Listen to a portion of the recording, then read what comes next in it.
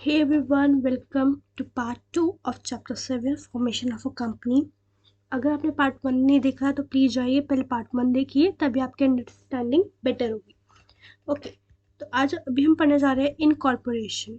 Okay, after submitting the documents, the promoter of the company makes an application to the registrar of the state in which they plan to set up their registered office for the certificate of incorporation. Okay, अब आपने company बना ली, सारे documents submit कर दिए, ठीक है. तो फिर एक प्रोप्राइटर को क्या करना होता है, एक एप्लीकेशन भेजनी होती है रजिस्ट्रार उस विच स्टेट जहाँ पे हमने प्लान करा होता है कि रजिस्ट्रार ऑफिस बनेगा उस कंपनी का. किस लिए? अब आपको एप्लीकेशन भेजनी होती है for the certificate of incorporation. Certificate of incorporation. अब इस एप्लीकेशन के साथ और क्या क्या कुछ सर्टेन डॉक्यूमेंट भेजने होते हैं. वो सर्टेन डॉक्यूमेंट्स होते हैं मेमोरेंडम ऑफ एसोसिएशन जो ड्यूली स्टैम्प्ड होता है एंड साइंड होना चाहिए. Memorandum of association, article of association होना चाहिए duly stamped, written consent propose directors का, एग्रीमेंट अगर कोई भी if any, copy of the registered letter approving the name of the company. ये सब हमने पार्ट 1 में पढ़ा था, ठीक है, डिटेल में पढ़ा था. Statutory declaration affirming that all the legal requirements have been filled, ठीक है. A notice of exact address of the registered office and documentary is evidence of the payment of registration fee, ठीक है. ये सब important documents जो उसके साथ भेजने होते हैं, ठीक है. Now when the registrar is satisfied, जब रजिस्ट्रार जो है सेटिस्फाइड हो जाता है कि ये सारी फॉर्मेलिटीज रजिस्ट्रेशन के लिए कंप्लीट है, तो एक सर्टिफिकेट ऑफ इनकॉर्पोरेशन इशू कर दिया जाता है कंपनी को, ठीक है. अब ये सर्टिफिकेट ऑफ इनकॉर्पोरेशन होता क्या है? ये हम इसको द बर्थ सर्टिफिकेट भी कहते हैं कंपनी का. क्यों? क्योंकि इस दिन कंपनी लीगली बॉर्न होती है, जो प्रिंटेड डेट होती है. अब देखो, आपने 26 को अपने डॉक्यूमेंट्स के साथ वो सर्च की, भेजी, ठीक है. 28 को वो जो डेट थी वो प्रिंट हो गई कि इस दिन लीगली आपकी कंपनी का बर्थ हुआ, ठीक है. बट आप गए 31 को गए कलेक्ट करने, ना तो 26 को आपकी कंपनी लीगल बॉर्न होगी, ना 31 को. जो डेट होगी लीगल, जहाँ जब आपकी कंपनी स्टार्ट हुई है, वो होगी 28 जो प्रिंटेड डेट होती है सर्टिफिकेट ऑफ इनकॉर्पोरेशन की, ठीक है. It is considered to be conclusive proof. ये कॉन्क्लूसिव प्रूफ होता है legal existence of the company का, ठीक है. अब प्राइवेट कंपनी जो होती है वो इमीडिएटली जैसे ही उसको सर्टिफिकेट मिला, एक प्राइवेट कंपनी अपना बिजनेस स्टार्ट कर सकती है. बट एक पब्लिक कंपनी को 2 और स्टेजेस होते हैं उसकी फॉर्मेशन के लिए, ठीक है. वो होता है कैपिटल सब्सक्रिप्शन. अब देखो कैपिटल सब्सक्रिप्शन क्या होता है. अब एक कंपनी इनकॉर्पोरेटेड हो गई, तो नेक्स्ट स्टेज पब्लिक कंपनी के लिए होता है to raise the necessary capital. To raise the necessary capital. अब एक पब्लिक कंपनी अपने फंड्स को रेज करती है अपने by issuing shares and debentures, ठीक है. अब अपने फंड्स को राइज करने के लिए कंपनी क्या इशू करती है? कंपनी इशू करती है प्रोस्पेक्टस. प्रोस्पेक्टस क्या होता है? प्रोस्पेक्टस एक छोटी बुक होती है जिसमें पूरी कंपनी की इंफॉर्मेशन लिखी होती है. ये जिससे जो कंपनी है उसको एडवर्टाइज करने में हेल्प होता है, ठीक है. इससे कंपनी की एडवर्टीजमेंट होती है. Now what are the steps required for raising funds from public. अब कुछ स्टेप्स होते हैं जिसकी मदद से जो हम फंड्स जो है वो पब्लिक से रेज करते हैं. पहला, सेबी अप्रूवल. हमें सेबी से पहले अप्रूवल लेना होता है. सेबी कौन है? SEBI means securities and exchange board of India. ये क्या है? जो एक market capital market regulatory authority है इंडिया की. हर एक कंपनी को सेबी से अप्रूवल लेना होता है before inviting the funds from the general public, ठीक है.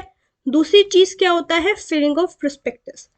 अब प्रोस्पेक्टस को भी फिल्ड किया जाता है with the registrar of companies एक स्टेटमेंट या एक प्रोस्पेक्टस पूरे मतलब उसमें फुल डिस्क्लोजर होना चाहिए सारी सिग्निफिकेंट इंफॉर्मेशन का। ऐसा नहीं होना चाहिए कि कुछ मिसलीडिंग स्टेटमेंट उसमें है, नहीं, फुल डिस्क्लोजर होना चाहिए, ठीक है, सिग्निफिकेंट इंफॉर्मेशन का।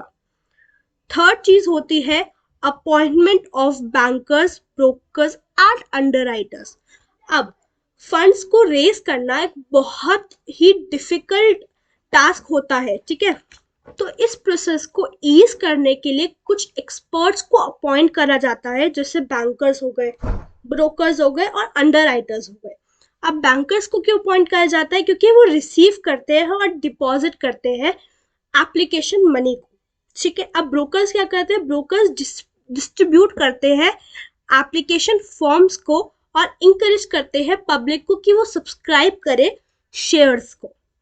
अंडरराइटर्स क्या करते हैं? अंडरराइटर्स अपॉइंट किए जाते हैं कंपनी के, अगर कंपनी श्योर नहीं होती कि उन्हें मिनिमम सब्सक्रिप्शन ऑफ शेयर्स मिलेंगे कि नहीं मिलेंगे। अब मिनिमम सब्सक्रिप्शन क्या होता है?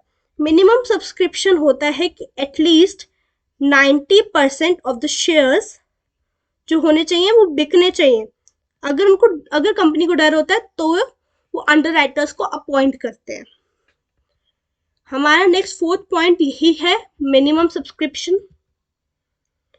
अब कंपनी को शॉर्टेज ऑफ फंड्स ना हो जाए, इसलिए मैंडेटरी होता है कंपनी को to receive the amount of minimum subscription. Minimum subscription होता है 90%, बताया आपको। अगर 90% से लेस होता है तो amount can not be made, okay. Fifth पे आते हैं। Fifth point is application to stock exchange. अब कंपनी को एक एप्लीकेशन देनी होती है एटलीस्ट एक स्टॉक एक्सचेंज को परमिशन के लिए। अगर उस कंपनी को परमिशन नहीं मिलती तो अलॉटमेंट को वॉइड किया जाता है, ठीक है। Allotment of shares till the time shares और अलॉटमेंट, एप्लीकेशन मनी जो रिसीव होता है उसको एक सेपरेट बैंक अकाउंट में रखा जाता है और कंपनी वो यूज नहीं कर सकती।